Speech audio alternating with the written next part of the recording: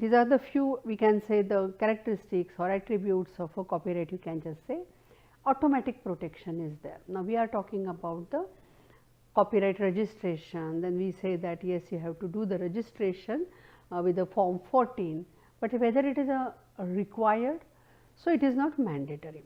So, there is a automatic protection because of a Berne convention. So, there is a one convention which is accepted by the signatories of a Paris convention.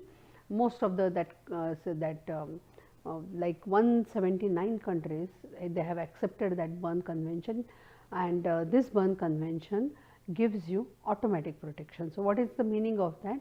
If you are writing now notes or that broadcasting or performer, whatever that right may be, whenever it is created without protection, immediately in 179, wherever the Berne convention signatories are there, all that across the world, you will get protection